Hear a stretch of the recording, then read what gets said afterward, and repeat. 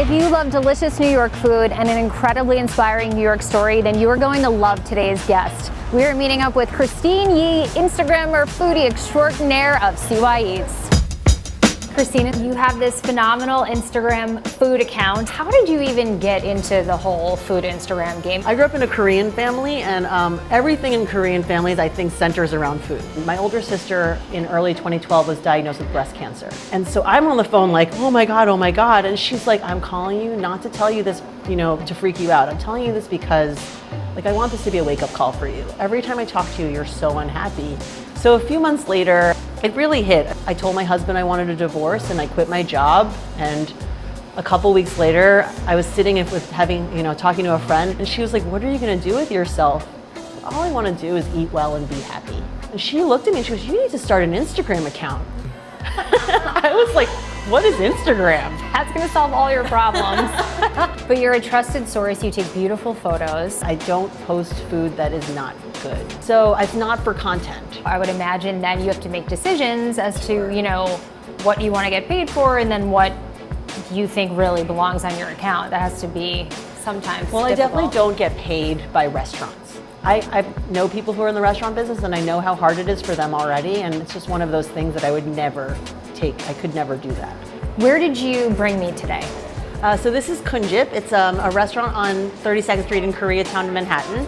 And it's been here since 2002, and I think it's the best home-style Korean food in New York. So now we're at another one of your favorite spots. We've come to Chinatown. Where did you bring me? This place is Shujiao Fuzhou Cuisine. It's my favorite dumpling spot in New York. What I love about this place is they make them by hand, and they're very flavorful. They're full of chives. I always said you need to BYOCO, bring your own chili oil here. And now I have my own chili oil that I can bring.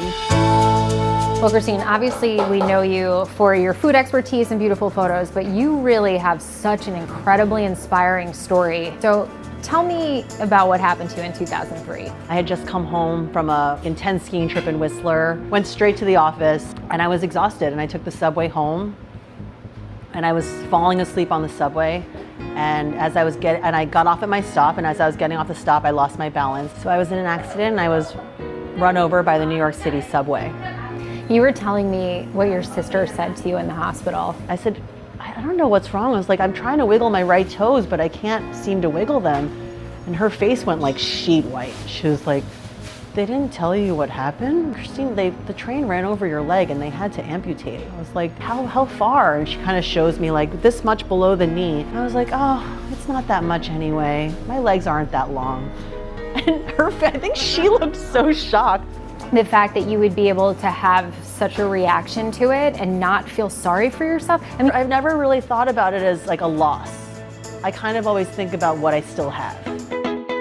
All right, so last but not least, where have you brought us? So we're at Isabel's Osteria, and it's my boyfriend James's restaurant. This must be quite the labor of love. So obviously with restaurants shutting down, we went through many months of being unemployed, and like so many people in the city, when this happened, it was truly a blessing. I'm savoring the flavor. You just recently had surgery again. I did. So they did like the best skin graft that they could do then. But technology has changed so much now. I was in the hospital for 17 days. Honestly, I can't even say I was sad the entire time. And I think a lot of people think that like disabled people can't do anything. I don't even think of myself as disabled. I'm bionic, to be honest. Yes, you are. I think your Instagram fam hopefully will continue to grow after everyone got to know you today at CY_Eats. And really, cheers to you. Thank you so much for hanging out with us today and sharing your story. Thank you so much. It was such a wonderful day.